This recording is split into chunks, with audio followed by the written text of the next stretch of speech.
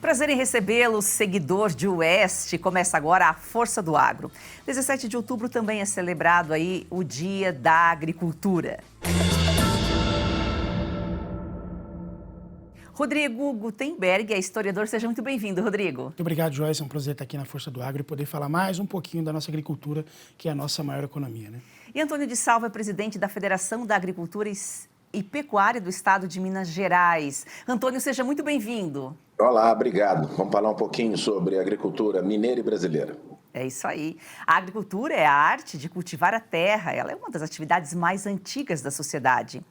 A agricultura permitiu que os seres humanos se estabelecessem em uma região e criassem cidades, ou seja, a cidade só existe por causa do campo. Hoje ela representa uma das bases econômicas mais importantes do Brasil. Segundo a Embrapa, o Brasil ocupa 75,4 milhões de área plantada. É um importante player para o abastecimento de alimento no mundo. Rodrigo, de onde surgiu a palavra agricultura? Agricultura, né? Quantas palavras terminam com cultura, né? Que é o cultivo, que é cuidar de alguma coisa, né? E o ager, que é fazer, que vem do latim também. Então, monocultura, a cultura de uma espécie só, a agricultura, que são de várias coisas, seja gado, seja planta, né? Geral, sementes, né? E é de origem grega também, é utilizada há muito tempo e ao longo dos séculos ela foi sendo cunhada e foi sendo delimitada exatamente como agricultura, né? Ou seja, ação de fazer uma cultura, de cuidar de alguma coisa. Agora, Antônio, quais aí são os principais produtos agrícolas produzidos no Brasil? Sim, essa é uma pergunta muito boa. Primeiro, para a gente compreender que nós produzimos, no que diz respeito à pecuária e à agricultura, em pouco mais de 29% do território nacional. Então, apesar de termos esse volume de mais de 70, quase 75 mil hectares, milhões de hectares no Brasil inteiro, isso não dá nem 30% do nosso território. O Brasil lidera alguns dos principais produtos da agricultura e da pecuária mundial. Nós podemos enumerar aqui, são muitos, mas a gente pode falar o complexo carne, e na carne bovina, por exemplo, nós somos o maior exportador do mundo, é o maior rebanho comercial e ultrapassamos os Estados Unidos no que diz respeito à exportação. Açúcar, nós somos o maior exportador do mundo. Suco de laranja, só para a gente ter uma ideia, todo mundo lembra lá da Flórida, grande produtor de laranja. Hoje, cada 8,5 copos bebidos no mundo, cada 10 copos, 8,5 são brasileiros. Então, somos liderança em suco de laranja. Na parte de celulose, na parte do complexo soja, somos o maior exportador de soja, hoje o maior produtor de soja do mundo. Café, esse produto que Minas produz tão bem, hoje nós somos o maior exportador de café, o maior produtor de café. Enfim, nos principais produtos alimentícios do mundo, nós comandamos grande parte desses produtos. Celulose também é importante. Enfim, a agricultura tropical brasileira hoje, o Brasil está na vanguarda da produção, não só da agricultura alimentícia, mas também da agricultura que alimenta e que gera riqueza, renda, não só para os brasileiros, mas para boa parte do mundo. Então, o brasileiro precisa se orgulhar do que nós fazemos em pouco menos de 30% do território nacional. Vale lembrar que 66% são preservados e nós temos essa agricultura e essa pecuária feita de forma sustentável. O Brasil realmente é o país do agro. Rodrigo, agora, a agricultura ela permitiu que os seres humanos deixassem de ser nômades, né? Não somente a agricultura, outras coisas oportunizaram que a agricultura pudesse, então, vigorar, crescer, melhorar, né? O advento aí da revolução agrícola no mundo, ela advém, sobretudo, vai lembrar que nós estamos falando do período pré-histórico da nossa história, né? Antes da Idade Antiga, né? E, então, várias mudanças climáticas aconteceram, rios nasceram, né? Rios deixaram de existir, plantas nasceram novas, animais deixaram de existir, outros evoluíram e criaram-se outros animais. Então o homem soube se adaptar a toda essa mudança no mundo e aí surgiu a agricultura, né? Surgiu o sedentarismo, deixou de ser nômade, de ficar andando ali. Vai lembrar que o homem naquela época da pré-história vivia 30 anos, 40 anos no máximo na vida e percorria aí, em média 80 quilômetros. Ele deixou de ter que percorrer esses 80 quilômetros para viver, para poder às vezes até percorrer mais, haja vista que tinha mais força, né? Tinha mais, era mais fácil a adaptação no mundo e ele pôde então se adaptar até as sementes que são as fundamentais do mundo, que a gente consome até hoje, né? O arroz, por exemplo, surge e assim sucessivamente ao longo dos milênios, dos séculos, a agricultura vai se aprimorando e até hoje é assim, né? Então, né, Antônio, a agricultura é a base de tudo. Tudo surgiu com a agricultura, né? Quando a gente fala em agricultura no Brasil, que tipo de agricultura que a gente fala aqui do nosso país? Essa é uma pergunta que pode ser respondida de vários meios. O que nós temos no Brasil é uma agricultura, quase na sua grande maioria dos estados, uma agricultura familiar, uma agricultura de pequenas famílias que tomam conta da sua propriedade. Aqui em Minas Gerais, por exemplo, quase 90% dos produtores rurais são pequenos. E isso é meio que... A gente precisa falar isso bem firmemente, porque as pessoas não entendem isso. E esses pequenos produzem de 15% a 20% dos alimentos totais. E os médios e grandes produzem, que são só 10%, produzem 80% a 90% do que nós produzimos. Nada quando grande nem quando pequeno, mas é para entender que tem divisão. E essas pessoas, esses pequenos, geram muita renda também e seguram esse homem no campo. Não cabem mais na cidade. O êxodo rural foi coisa do passado, lá do início, do meado do século passado, onde as populações rurais migraram para as cidades, fazendo com que as cidades ficassem pouco viáveis no que diz respeito à sua logística interna. E isso nós estamos enxergando, principalmente depois da pandemia, um retorno do homem para as pequenas cidades, um retorno para o campo, fazendo com que esse pacote tecnológico existente dentro das nossas fazendas fosse mais interessante para o jovem voltar para dentro da fazenda. Então, o que o Brasil tem muito, muito importante, diferentemente do resto do mundo, é que o Brasil é um país tropical e essa agricultura só começou a ser desenvolvida lá nos meados dos anos 70, 80, onde a agricultura só existia em países temperados. E agora, depois passados esses 40 anos, o Brasil se tornou um grande player com pequenos, médios e grandes agricultores fazendo seu papel e gerando segurança alimentar para os 220 milhões de brasileiros e para mais 800, 900 milhões de pessoas no mundo. Essa agricultura é invejável e uma agricultura de tecnologia nossa. Essa informação a gente sempre tem que repassar aqui, reforçar, né, que 80, Minas é 90%, mas o Brasil, de uma forma geral, 80% é família, é agricultura familiar, é o pequeno produtor, que também gera emprego, gera renda e desenvolve o agro, ajuda no desenvolvimento do país. O Antônio falou sobre esse desenvolvimento, as tecnologias, inovações, fizeram aí com que, por exemplo, o agro evoluísse, né, Rodrigo? Nos últimos anos, a gente tem um agro, antes da Embrapa, um agro depois da Embrapa, que tem um papel fundamental no desenvolvimento com a pesquisa. Então, quando a gente fala pesquisa, tecnologia, aliado ao trabalho do homem do campo, o Brasil é uma potência. Infelizmente, né, o Brasil percebeu que precisa muito ajudar o pequeno agricultor para poder se desenvolver. Se não fosse essas instituições aí, seria muito difícil, porque tem vários países emergentes, assim como o Brasil, que são a base alimentar de todo mundo, né, e que não tem um apoio como o Brasil tem. Embora entra governo, sai governo, mudanças e tal, ainda assim a gente tem uma Embrapa que funciona, com bons pesquisadores e que divulga isso para o mundo e ajuda a alimentar o mundo. Aquela frase cunhada no governo Getúlio Vargas, né, o Brasil é o celeiro do mundo, ela até hoje faz tanto sentido. A gente pode ver aqui nosso amigo mineiro trazendo informações de Minas Gerais, 90% é um número incrível, né, de agricultura familiar. E quem diria, porque a gente imagina que o Brasil é um país altamente industrial. E é muito pelo contrário, é um país, sobretudo, da agricultura, né? Exatamente. Sua audiência é muito importante para nós vamos a um rápido intervalo e já voltamos. É daquele banco. Peraí, a proposta parece boa. Ah, é? Então pergunta para ela se você pode participar das decisões do banco. Moça! E pergunta se o lucro do banco retorna para você no final do ano. E pergunta também se no banco o seu contato é direto com o gerente. Só um minutinho. Coopera, né, Mário Jorge? A Cocred tem tudo que um banco tem, mas com taxas mais justas e uma forma mais sustentável de atuar. Mais um que tem conta na Cocred.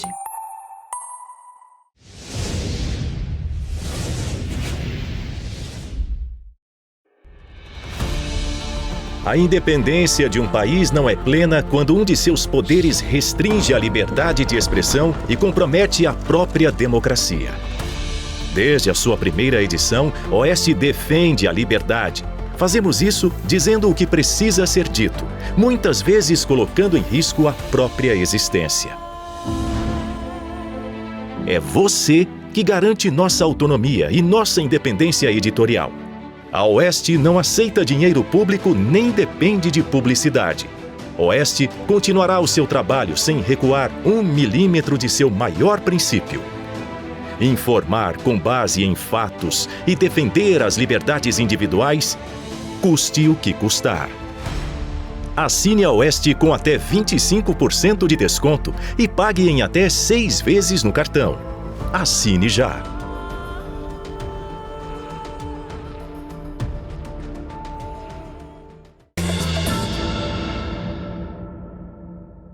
Agora, falando um pouco de Minas Gerais, é um estado muito importante, né? O agro é forte no estado. Qual que é a cultura aí que predomina hoje no estado, Antônio?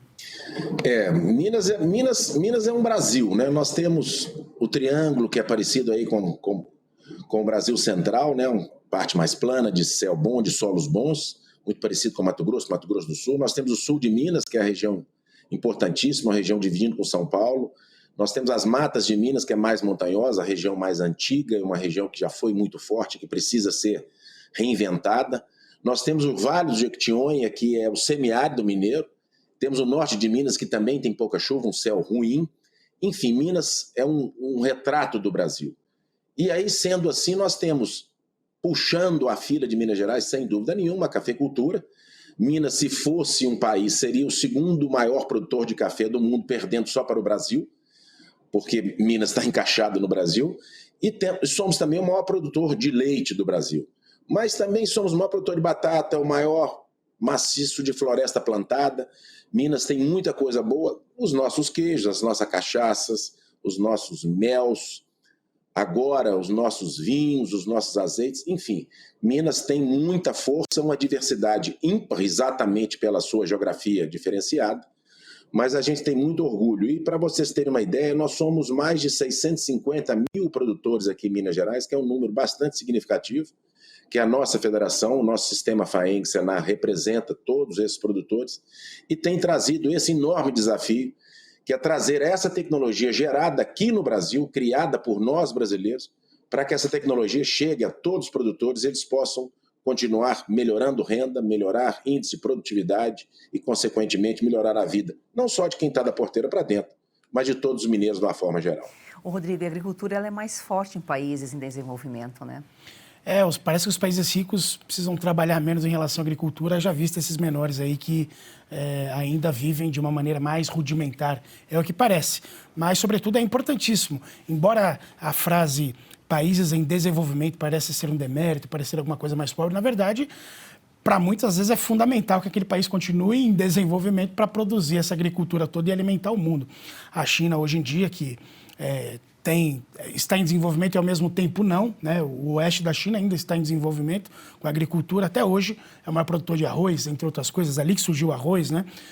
Por exemplo, hemisfério sul, ali os países do hemisfério sul também, o Brasil, o maior deles, também é importantíssimo, né? Por ser um país em desenvolvimento, para que possa, então, alimentar o mundo e as instituições que ajudam nessas questões, né? Há vários acordos no mundo, várias reuniões que acontecem entre instituições a fim de manter esses países não em desenvolvimento, mas que eles possam continuar desenvolvendo a sua própria agricultura para que aí sim o mundo continue comendo. Porque tem países hoje em dia que não produzem nada. Você vai para a Europa, por exemplo, eles não produzem nada, não é? Então, depende desses países que estão em desenvolvimento para poder... Então, ela é fundamental para que o mundo possa continuar existindo. Né? E o Brasil tem um papel fundamental nisso, né? Alimentar o mundo. Antônio, aqui a gente comunica o campo, a cidade. Nosso público tem muito produtor, muito técnico, muito estudante da área do agro, mas a gente tem muita gente urbana ainda que aprende aqui no dia a dia com as informações que a gente leva. Quais são, explica para quem está na cidade, para quem não entende muito bem, quais são os sistemas de cultivo da nossa agricultura? Basicamente, se falar em duas coisas mais importantes. O primeiro é no que diz respeito à nossa pecuária, onde nós somos o maior exportador de carne, o maior rebanho comercial, nós temos o boi verde. O boi brasileiro come capim. Então, isso é fundamental. Nós temos um boi sustentável que se alimenta de uma gramínea, transforma essa gramínea, graças à sua capacidade de ser um ruminante, em transformar isso em proteína vermelha, que é a carne, ou em leite. Então, esse sistema extensivo que nós temos na grande parte das maioria das fazendas de pecuária brasileira é ímpar no mundo, porque nós temos área para usar esse boi, um boi ecologicamente correto, um boi verde. E nos plantios da agricultura, aí sim, o Brasil tem uma coisa que só nós temos, que é o plantio direto. A gente não remove mais o solo, a gente não faz aquela tradicional, o arado de aiveca usado lá no passado, na Europa, que isso é usado até hoje, para virar a leiva, para revolver o solo. O Brasil, como é solo tropical, solo cansado, a gente aprendeu que quanto menos mexer nesse solo, melhor. Deixando a cobertura morta, normalmente feita por outras gramíneas, e fazendo o sistema de plantio direto, onde o solo é protegido. Isso nos deu uma capacidade ímpar de, por exemplo, abrir todo o cerrado, sem mexer na parte física do solo desse cerrado. E nos fez com que as produtividades cada vez fossem maiores, porque a gente preserva o que tem mais valioso dentro das nossas propriedades de agricultura, que é a qualidade do nosso solo. Então, basicamente, na pecuária o Brasil tem o boi verde e na agricultura o Brasil tem o plantio direto que nenhum outro país faz como nós. Isso nos deu uma alavancagem muito boa para nos tornarmos grandes produtores de grãos e grandes produtores de carne. Isso vale lembrar, mais uma vez, tecnologia feita, made in Brasil, feita no Brasil e que fez com que a gente pudesse transformar um solo cansado, como é o Cerrado, um solo intemperizado e um solo desgastado, no maior celeiro do mundo para gerar alimentos, não só gerando segurança alimentar, mas produzir alimentos seguros para que a população mundial, brasileira e mundial, possa continuar tendo seu crescimento normal garantido exatamente como o Gutenberg falou, por países emergentes como o nosso, que somos a maior potência agrosustentável do mundo, que é o Brasil. Por isso que o Brasil produz cada vez mais em menor área. Rodrigo, agora como que se originou a agricultura no Brasil? Tudo isso que o Antônio falou agora para a gente vai de encontro com essa pergunta, porque o Brasil é um solo sagrado, lindíssimo, abençoado, onde plantando tudo dá, né? Tem essa frase aí. Então, os portugueses tiveram a chance de encontrar aqui um local super fértil, não só com a aptidão natural do seu solo para que se plantasse e nascesse, e também já rico em tudo que era diversidade de planta, de fruta, de animais, né? Embora não eram os animais domesticados que eles estavam habituados, conseguiram aqui desenvolver isso também. Então, a cana-de-açúcar é o fundamental aqui no Brasil, o primordial na agricultura brasileira moderna, digamos assim, de 1500. Né? Os portugueses chegam aqui, tentam plantar cana-de-açúcar em vários lugares, mas ela acaba vingando sobretudo no Nordeste. Posteriormente, ao longo do século, das décadas e dos pequenos séculos, eles vão então se desenvolvendo, trazendo mais coisas para cá. O café vem surgir bem depois, o chocolate também, o cacau, né? No século XIX, século XX, e muito ainda está por vir, porque o Brasil não para por aí. O Brasil não é só o que a história contou para a gente até aqui de desenvolvimento na agricultura, ele é muito mais, né? Então, como a gente pode ver, Minas Gerais aí está em expansão, São Paulo está em expansão, e embora os Estados Unidos ainda esteja um pouquinho na frente ali na plantação de soja, logo, logo a gente toma essa posição aí, entre outras, né, que o Brasil, incrivelmente, ainda bem que a gente tem essa agricultura para poder continuar se desenvolvendo, porque se não fosse isso, se dependesse de uma indústria, né, o Brasil estaria perdido. E tudo isso, Antônio, o agro, você usou a palavra aqui, agrosustentável. O agro brasileiro é o que mais protege, é o que mais preserva o meio ambiente, né, Antônio? Não, é o único que preserva. Se você pegar a Europa, em média, a Europa tem, os países desenvolvidos têm menos de 7% de área preservada. Nós temos 66% do Brasil, igualzinho a chegada de Pedro Álvares Cabral aqui. E o brasileiro desconhece isso. Então, tem duas coisas que a gente precisa falar também para deixar bem claro. Em se plantando tudo dá, Rodrigo, no Brasil, sim, mas tudo é de fora.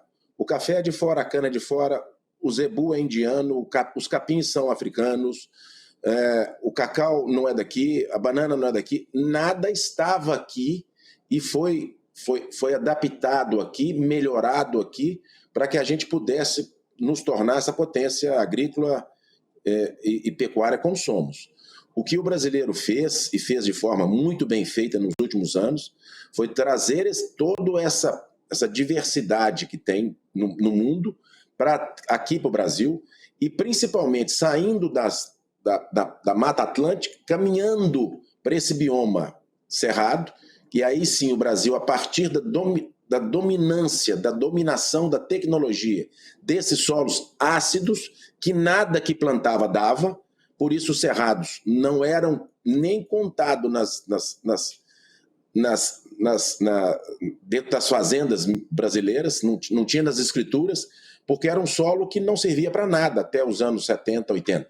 A partir do pacote tecnológico feito para a Embrapa, por Alisson Paulinelli, onde nós dominamos esses solos ácidos, transformamos esses solos em produtivos, implantamos o plantio direto, que fez com que essa parte física dele, que não é muito boa, não pudesse ser piorada e sim melhorada. Aí sim nós demos o grande salto, porque poucos se lembram, porque a grande maioria da população brasileira é mais nova, nós éramos importadores de alimento até os anos 70, 80. O que nós estamos fazendo, e fazendo muito bem, é preservar o meio ambiente como ninguém preserva, porque nós somos obrigados a deixar, a partir do Código Florestal Brasileiro, a partir da região sudeste, por exemplo, a partir de 20% preservado, isso passa de 35% na área de transição e vai até 80% na região amazônica, precisa estar preservado. Leia, se você tem uma pousada de 10 quartos, aqui em Minas Gerais você tem que deixar 2 fechados e utilizar 8, e na Amazônia você tem que deixar 8 fechados e utilizar 2. Então, esse passivo já está dentro das propriedades brasileiras, e ninguém faz isso no mundo. Indústria nenhuma tem 20% de área preservada para deixar de produzir, para melhorar o ar das cidades. Se você tem uma indústria, como tem uma indústria grande de automobilismo montador aqui em Belo Horizonte, aqui em Betim, ela não tem 20% de área de reserva. E todas as fazendas mineiras têm, no mínimo, 20% de área de reserva. Então, isso precisa deixar bem claro que nós já fazemos a nossa parte, fazemos muito bem. Mas vamos continuar aumentando a nossa produção, aumentando a produtividade, graças à tecnologia que cada vez mais está dentro das nossas propriedades e a nossa assistência técnica, que o nosso sistema FAENG-SENAR faz muito bem, atendendo mais de 25 mil produtores rurais aqui em Minas Gerais, melhorando a vida e transformando a vida de cada um deles. O brasileiro tem que ter orgulho do agro, tem que conhecer para entender a grandeza desse setor. Por isso que todos os dias aqui a gente faz o convite para fazer desse campeão brasileiro uma paixão nacional. E como disse aqui o Antônio, nós passamos de importadores a exportadores e quem teve papel fundamental nesse processo foi Alisson Paulinelli, como colocou aqui o Antônio, e também Eliseu Alves, mineiro, considerado o pai da Embrapa. Nós vamos a um rápido intervalo e já voltamos. Olha só, dica importante para você que sofre com dores crônicas no corpo, tem artrite, artrose, reumatismo, fibromialgia, inflamação ou desgaste nas articulações. Provavelmente está cansado de sentir dores. Quer aproveitar melhor a vida sem dores? Preste atenção neste recado. Eu tenho uma vida muito corrida. Do cinema para o teatro, dos shows para os estúdios. Algum tempo atrás comecei a me sentir muito cansada.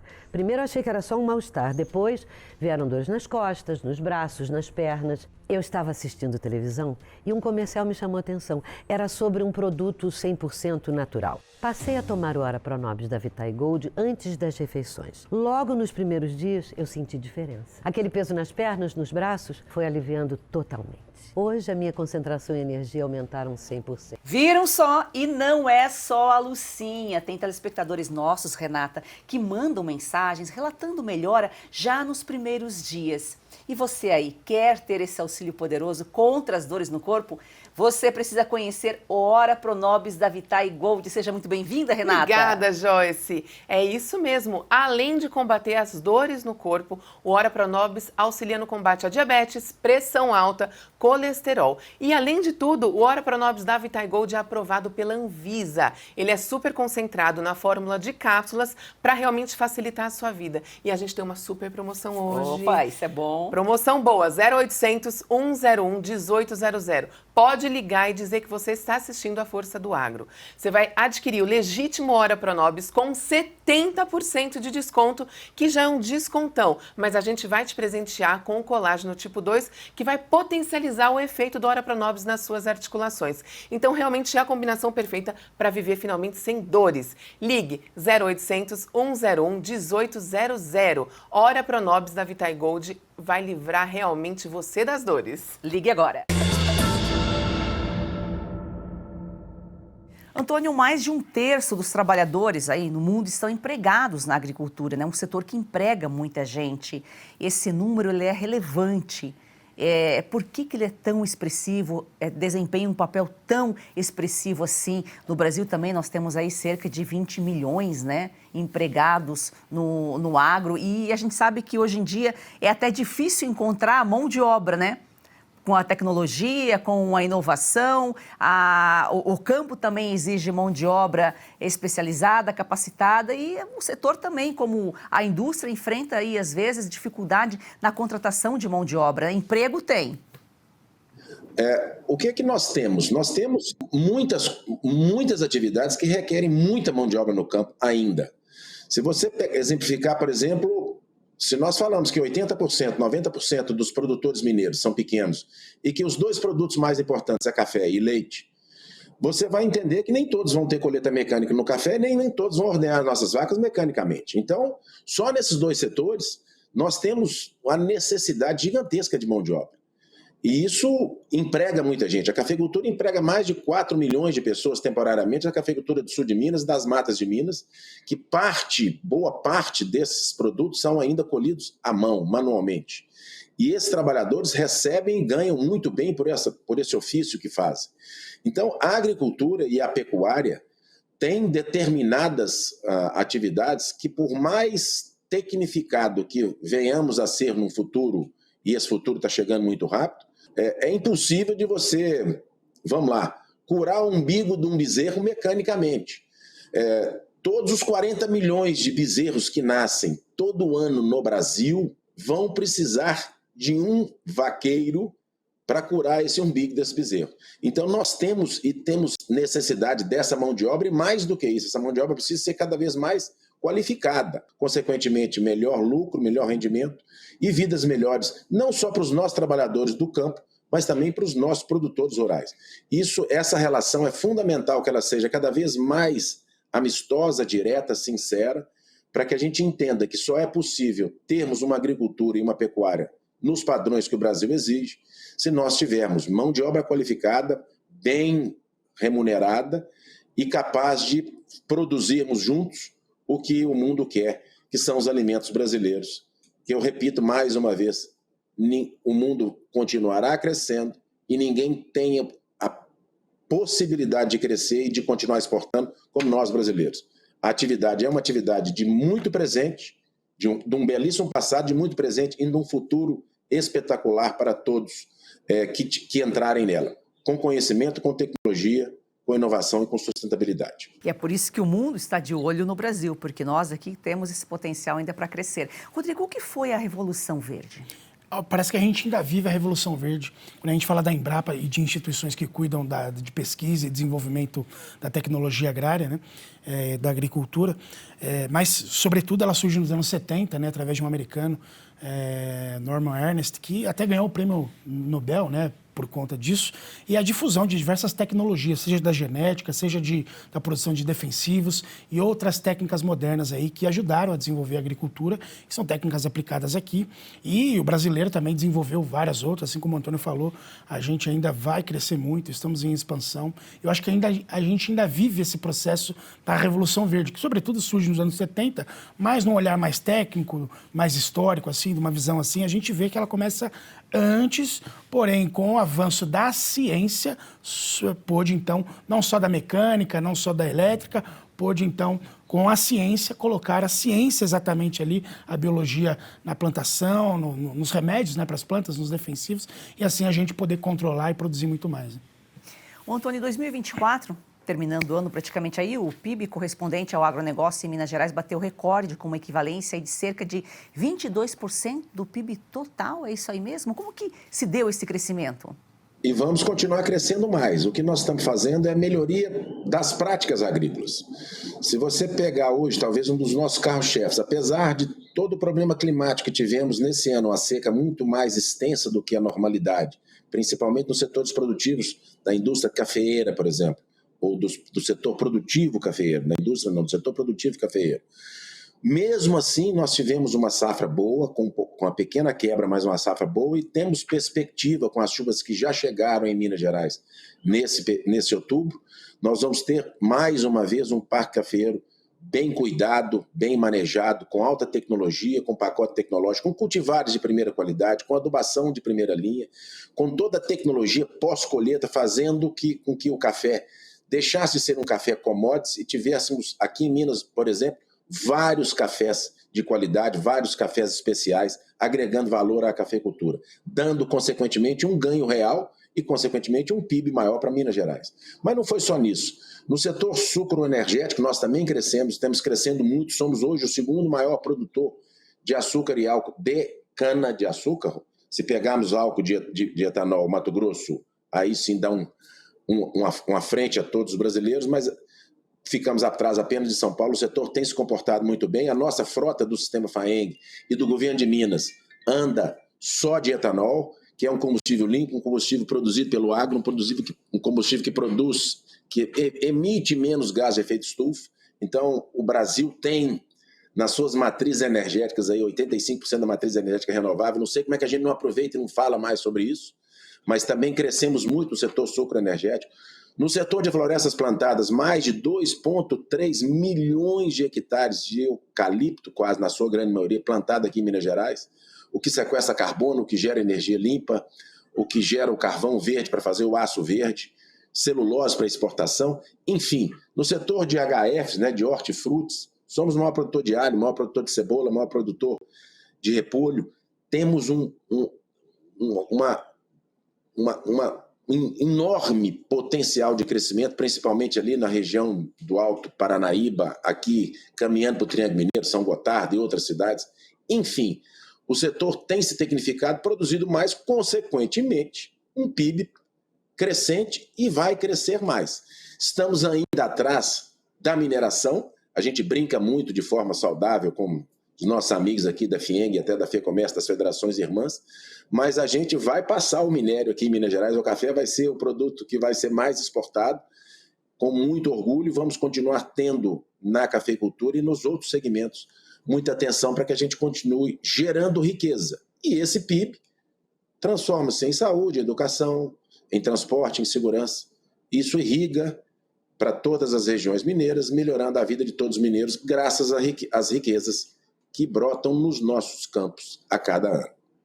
O Antônio, e a FAENG também tem papel aí, né, participação nesse crescimento por meio dos treinamentos, que há pouco você falou aqui que vocês ministram, em parceria aí com o Senar, Senai, profissionalizando o homem do campo, tanto o trabalhador quanto o produtor, palestras, levando práticas sustentáveis, dando todo esse apoio, toda essa orientação ao produtor, né? Sim, esse é o maior desafio nosso. Nós temos uma população gigantesca, como a gente fala aqui em Minas Gerais, esparramada, né, espalhada por todas as regiões mineiras, esse estado grande que é, mas a gente tem levado assistência técnica e gerencial para cada um dos produtores e treinamento para os seus colaboradores, para que a gente cada vez... E a gente, quando olha o resultado, na fazenda de produção de leite, quando a gente inicia o processo que a gente chama TEG, Assistência Técnica e Gerencial, o produtor está tirando 100 litros de leite por dia, com 8 meses, 1 ano pós-assistência técnica, ele já está tirando 400, 500 litros de leite na mesma propriedade, até com as mesmas vacas, e com apenas nós organizando